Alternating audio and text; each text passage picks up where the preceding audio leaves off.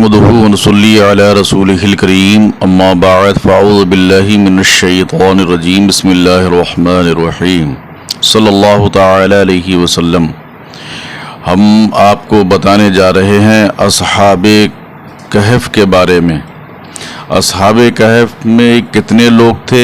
یہ 7 لوگ اصحاب کہف کے جو کہلاتے ہیں، اور قرآن پاک میں اللہ رب العزت نے 15ویں پارے میں سورہ الکہف کو نازل فرمایا اور مکمل بیان سورہ الکہف کے اندر ان لوگوں کا ذکر کیا ہے، اور یہ لوگ کیسے تھے اور کہاں رہے اور کتنے دن رہے اصحاب کہف، اس کی تفصیل ہم بیان کرتے ہیں۔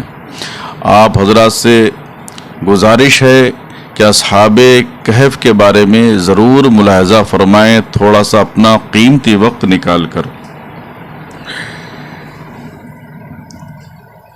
حدیث شریف میں ہے کہ روز قیامت جنت کی طرف سب سے پہلے وہی لوگ بلائے جائیں گے جو ہر حال میں اللہ کی حمد کرتے ہیں، اور ایک حدیث میں ہے کہ بہترین دعا الحمدللہ ہے، اور بہترین ذکر لا الہ الا اللہ۔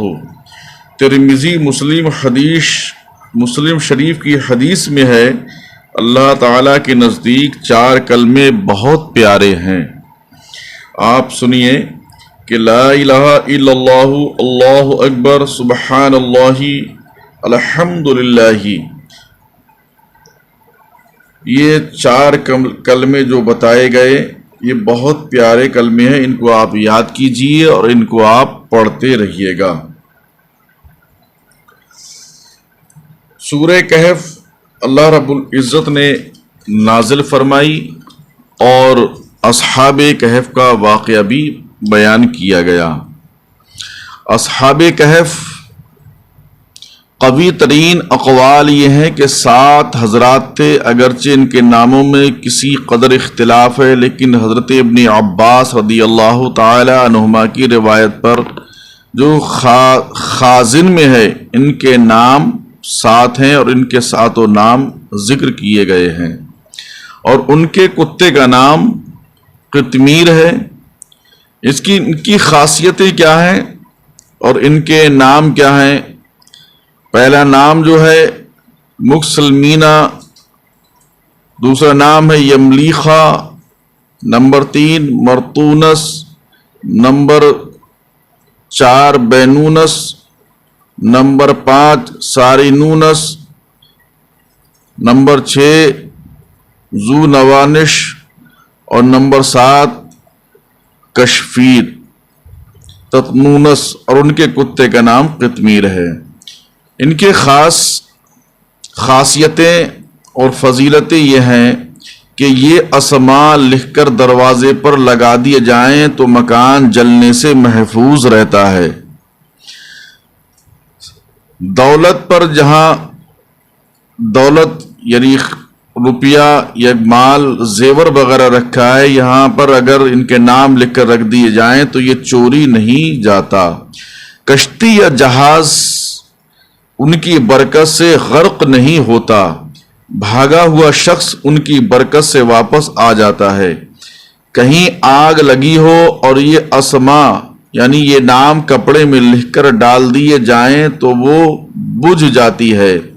بچے کے رونے، باری کے بخار، درد سر، ام صبیان، خشکی و تری کے سفر میں، جان و مال کی حفاظت، عقل کی تیزی، قیدیوں کی آزادی کے لیے یہ اسماء لکھ کر بطریق تعویذ بازو میں باندھے جائیں۔ حضرت عیسیٰ علیہ السلام کے بعد اہل انجیل کی حالت ابتر ہو گئی، وہ بت پرستی میں مبتلا ہوئے اور دوسروں کو بت پرستی پر مجبور کرنے لگے۔ ان میں دقیانوس بادشاہ بڑا جابر بادشاہ تھا، جو شخص بت پرستی پر راضی نہیں ہوتا اس کو قتل کر ڈالتا تھا۔ اصحاب کہف شہر افسوس کے شرفاء و معززین میں سے ایماندار لوگ تھے۔ دقیانوس کے جبر و ظلم سے اپنا ایمان بچانے کے لیے بھاگے اور قریب کے پہاڑ میں ایک غار کے اندر پناہ گزین ہوئے۔ وہاں سو گئے، 300 برس سے زیادہ عرصے تک اسی حال میں رہے۔ بادشاہ کو جستجو سے معلوم ہوا کہ وہ غار کے اندر ہیں، تو اس نے حکم دیا کہ غار کو ایک سنگین دیوار کھینچ کر بند کر دیا جائے تاکہ وہ اس میں مر کر رہ جائیں اور وہ ان کی قبر ہو جائے، یہی ان کی سزا ہے۔ عمال حکومت میں سے یہ کام جس کے سپرد کیا گیا، یعنی کون شخص یہ کرے گا، تو جس کو یہ کام دیا گیا وہ نیک آدمی تھا۔ اس نے ان اصحاب کے نام، تعداد، پورا واقعہ رانگ کی تختی پر کندہ کرا کر تانبے کے صندوق میں دیوار کی بنیاد کے اندر محفوظ کر دیا۔ یہ بھی بیان کیا گیا ہے کہ اسی طرح ایک تختی شاہی خزانے میں بھی محفوظ کرا دی گئی۔ کچھ عرصے بعد دقیانوس ہلاک ہوا۔ زمانے گزرے، سلطنتیں بدلیں، تا کہ ایک نیک بادشاہ فرما روا ہوا۔ اس کا نام بیدروس تھا، جس نے 68 سال حکومت کی۔ پھر ملک میں فرقہ بندی پیدا ہوئی اور بعض لوگ مرنے کے بعد اٹھنے اور قیامت آنے کے منکر ہو گئے۔ آج بھی کچھ لوگ ایسے ہیں جو کہ مرنے کے بعد زندہ ہونے کا انکار کرتے ہیں کہ مرنے کے بعد ہمیں نہیں اٹھنا ہے۔ وہ اس واقعے سے درس عبرت حاصل کریں۔ بادشاہ ایک تنہا مکان میں بند ہو گیا اور اس نے گریہ و زاری سے بارگاہ الہی میں دعا کی، یا رب کوئی ایسی نشانی ظاہر فرما جس سے خلق کو مردوں کے اٹھنے اور قیامت آنے کا یقین حاصل ہو۔ اسی زمانے میں ایک شخص نے اپنی بکریوں کے لیے آرام کی جگہ حاصل کرنے کے واسطے اسی غار کو تجویز کیا اور دیوار گرا دی۔ دیوار گرنے کے بعد کچھ ایسی ہیبت طاری ہوئی کہ گرانے والے بھاگ گئے۔ اصحاب کہف بحکم الہی فرحاں و شاداں اٹھے، چہرے شگفتہ، طبیعتیں خوش، زندگی کی تر و تازگی موجود۔ ایک نے دوسرے کو سلام کیا، نماز کے لیے کھڑے ہو گئے۔ فارغ ہو کر نماز سے یملیخا سے کہا کہ آپ جائیے اور بازار سے کچھ کھانے کو بھی لائیے، اور یہ بھی خبر لائیے کہ دقیانوس کا ہم لوگوں کی نسبت کیا ارادہ ہے۔ وہ بازار گئے اور شہر پناہ کے دروازے پر اسلامی علامت دیکھی، نئے لوگ پائے، انہیں حضرت عیسیٰ علیہ الصلاۃ والتسلیم کے نام کی قسم کھاتے سنا۔ تعجب ہوا، یہ کیا معاملہ ہے؟ کل تو کوئی شخص اپنا ایمان ظاہر کر سکتا تھا، حضرت عیسیٰ علیہ السلام کا نام لینے سے قتل کر دیا جاتا تھا، آج اسلامی علامتیں شہر پناہ پر ظاہر ہیں، لوگ بے خوف و خطر حضرت کے نام کی قسمیں کھاتے ہیں۔ پھر آپ نانے پس کی دکان پر گئے کھانا خریدنے کے لیے، اس کو دقیانوسی سکے کا روپیہ دیا جس کا چلن صدیوں سے موقوف ہو گیا تھا اور اس کا دیکھنے والا بھی کوئی باقی نہ رہا تھا۔ بازار والوں نے خیال کیا کہ لگتا ہے کہ کوئی خزانہ ان کے ہاتھ لگ گیا ہے، انہیں پکڑ کر حاکم کے پاس لے گئے۔ وہ نیک شخص تھا، اس نے بھی ان سے دریافت کیا کہ آخر خزانہ کہاں ہے؟ انہوں نے کہا خزانہ کہیں نہیں ہے، یہ روپیہ ہمارا اپنا ہے۔ حاکم نے کہا یہ بات کسی طرح قابل یقین نہیں، اس میں جو سن موجود ہے وہ 300 برس سے زیادہ کا ہے۔ آپ نوجوان ہیں، ہم لوگ بوڑھے ہیں، ہم نے تو کبھی یہ سکہ دیکھا ہی نہیں۔ آپ نے فرمایا میں جو دریافت کروں وہ ٹھیک بتاؤ تو عقد حل ہو جائے گا۔ یہ بتاؤ کہ دقیانوس بادشاہ کس حال و خیال میں ہے؟ حاکم وقت نے کہا کہ آج روئے زمین پر اس نام کا کوئی بادشاہ نہیں، سینکڑوں برس ہوئے جب ایک بے ایمان بادشاہ اس نام کا گزرا ہے۔ آپ نے فرمایا کل ہی تو ہم اس کے خواب سے جان بچا کر بھاگے ہیں، میرے ساتھی قریب کے پہاڑ میں ایک غار کے اندر پناہ گزین ہیں۔ چلو میں تمہیں ان سے ملا دوں۔ حاکم اور شہر کے عمائد اور ایک خلق کثیر ان کے ہمراہ سرے غار پہنچے۔ اصحاب کہف یملیخا کے انتظار میں تھے۔ کثیر لوگوں کے آنے کی آواز اور کھٹکے سن کر سمجھے کہ یملیخا پکڑے گئے اور دقیانوسی فوج ہماری جستجو میں آ رہی ہے۔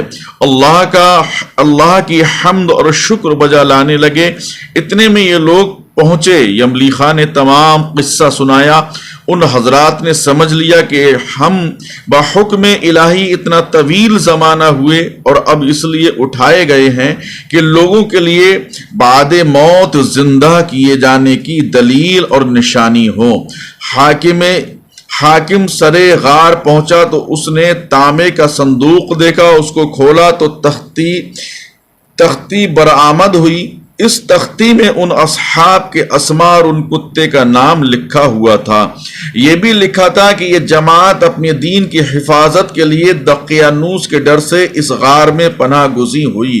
دقیانوس نے خبر پا کر ایک دیوار سے انہیں غار میں بند کر دینے کا حکم دیا۔ ہم یہ حال اس لیے لکھتے ہیں کہ جب کبھی غار کھلے تو لوگ حال پر مطلع ہو جائیں۔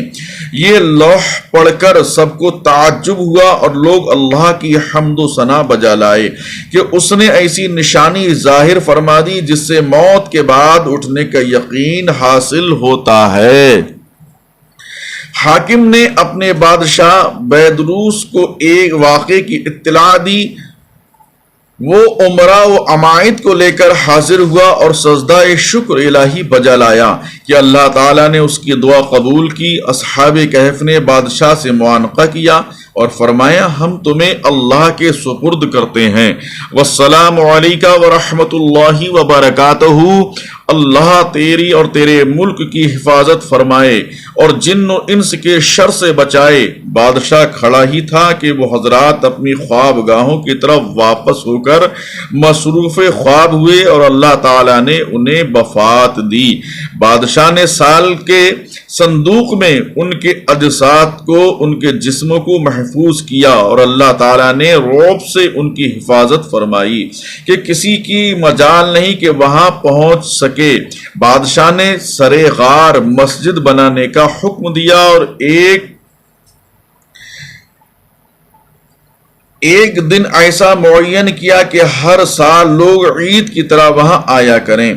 مسئلہ اس سے معلوم ہوا کہ صالحین میں عرس کا معمول قدیم سے ہے، یعنی انہیں ایسی نیند سلا دیا کہ کوئی آواز بیدار نہ کر سکے اصحاب کہف کو۔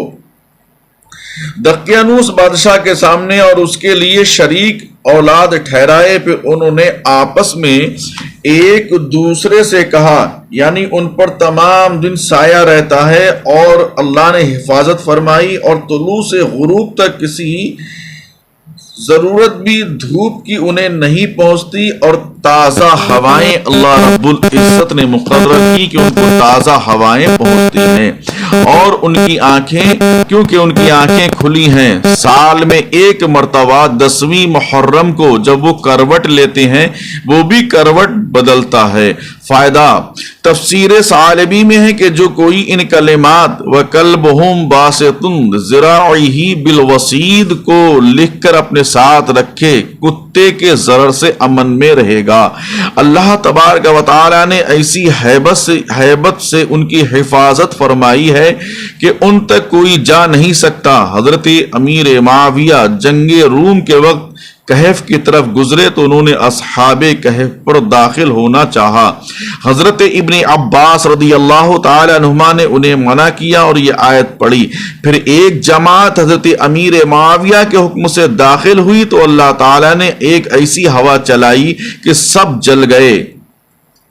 ایک مدت دراز کے بعد اور اللہ تعالیٰ کی قدرت عظیمہ دیکھ کر ان کا یقین زیادہ ہوا اور وہ اس کی نعمتوں کا شکر ادا کریں، یعنی مسلمینہ جو جوان جو سب سے بڑے اور طاقتور ہیں، جو ان کے سردار ہیں، کیونکہ وہ غار میں طلوع آفتاب کے وقت داخل ہوئے تھے اور جب اٹھے تو آفتاب قریب غروب تھا۔ اس سے انہوں نے گمان کیا کہ یہ وہی دن ہے۔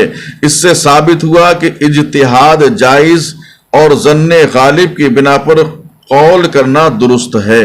انہیں یا تو الہام سے معلوم ہوا کہ مدت دراز گزر چکی، یا انہیں کچھ ایسے دلائل و قرائن ملے جیسے کہ بالوں اور ناخنوں کا بڑھ جانا، جس سے انہوں نے یہ خیال کیا کہ یہ عرصہ بہت گزر چکا۔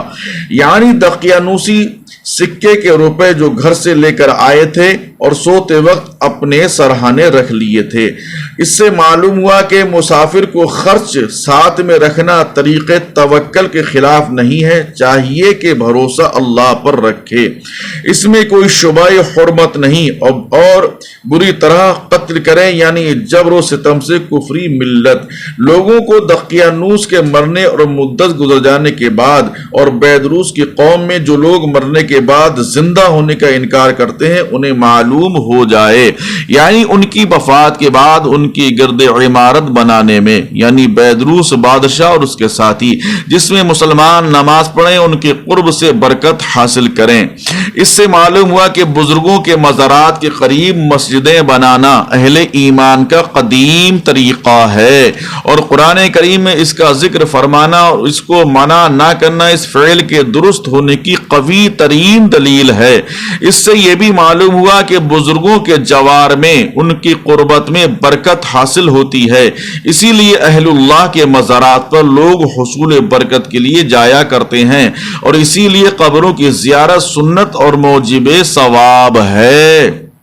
اللہ تبارک و تعالی ہمیں بزرگان دین سے سچی پکی محبت عطا فرمائے، اور مرنے کے بعد اٹھنے پر ہمارا ایمان دائم و قائم رہے۔ استغفر اللہ ربی من کل ذنب واتوب الیہ، لا الہ الا اللہ محمد رسول اللہ صلی اللہ تعالی علیہ وسلم، استغفر اللہ ربی من کل ذنب واتوب الیہ، وآخر دعوانا ان الحمد للہ رب العالمین۔ آپ ہمارے چینل کو سبسکرائب کریں، شیئر کریں، لائک کریں، بیل آئیکن کا بٹن دبانا نہ بھولیں تاکہ آنے والی ویڈیو آپ تک پہنچتی رہے۔